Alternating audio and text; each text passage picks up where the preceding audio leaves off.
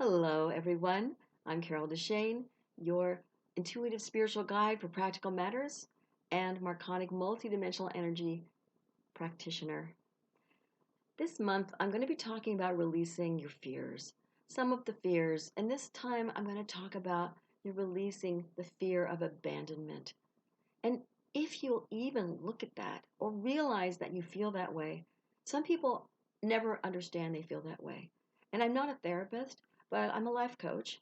And I know that especially with people, friends, relatives, people I've been around, as well as my clients, they don't even recognize a lot of times that they have that fear.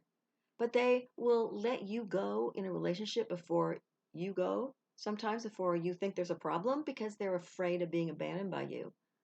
And other times they'll fall apart if you say, I need to step back, I need to let go, because that's the fear they have. That fear became a fulfilled fear of abandonment. And so to release it can take a lot because people aren't willing to go way deep down and figure out, oh, that's what I'm feeling. And sometimes you're just afraid to even let it go, to face it. And that's the problem with fear, is because we're afraid of the fear. And like Winston Churchill said, the only thing we have to fear is fear itself. And that fear holds us so tight that we can't let go, that we're stuck in there. So therefore, we go in circles. If you can find a way to embrace either the fear or just the feeling of abandonment, what does it do for you? What does it hurt when somebody does that to you? And look at your life and see where you felt that way. Look back. Look back at each time someone left you and see what it made you feel. It's the only really way to be able to get the information you need to be able to release that feeling of abandonment. Because if you're afraid of it, you're going to draw it to you. You know that law of attraction. Every time you have that fear, you're going to attract somebody to you that's probably going to abandon you.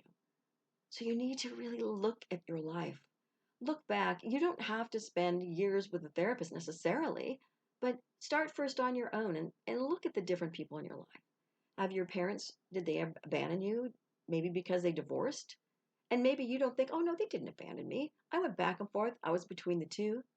But a child's viewpoint is different from an adult's viewpoint. Sometimes that child felt abandoned, even if both parents were still there, but not together. Pardon me. And then sometimes I have to say that when someone dies, you feel abandoned. So did maybe a parent die? Did a sibling die? Did something happen to make you feel like you were abandoned? Maybe your best friend in high school, in kindergarten, they moved away and you felt abandoned. You felt like they didn't love you. But looking back, you just go, oh, well, they just moved because their parents made them. But it was a feeling you had back then that hurt your heart, something that you should look at. No matter what your brain tells you, your heart's different. Your emotions are different. You need to look at the emotions and say, oh, look at that. When I was a child, my parents got divorced. I didn't think anything of it. Now, because it went fairly well, all things considered, but no, I felt abandoned. I felt like it was my fault maybe that they left each other. Maybe a sibling went off into the army or something and never came back, either due to death or due to disability, due to something else where they didn't come back to the fold, where somebody argued with the family and didn't come back, and you felt abandoned even though maybe you felt it was their fault. It didn't matter. You felt like they abandoned you at some level. So look at those fears. And if you even know you've got this, if you're listening to this, you probably think you may have this. So really look at it. If your children aren't talking to you anymore, you might feel abandoned because you're going, why aren't they talking to me? What did I ever do to them? Or maybe you should know what you did to them. I don't know. But look at those things. Look at every person in your life that you no longer have in your life and see how you felt at that time, because it just keeps growing. Every time you start with a little tiny fear or a feeling of something, the next time it happens, you might have even more of that feeling and more of that feeling, more of the feeling of abandonment. And then you may all of a sudden have a fear that the next person you're around will do that. And just because someone is in your life treating you well, if you have that fear of abandonment, you may go, I'm leaving now before they leave me. And the other person will go, what? I'm not the people that have been in your life before. I'm somebody different. I'm not going to do that to you. And you may not be able to get beyond that. To them, they don't see what the problem is. And to you, you see this huge mountain of, oh my God, I can't stay. And they may think everything's going really well and you shock the heck out of them because they don't know what's going on. So look at how you've been interacting with people pretty much all your life.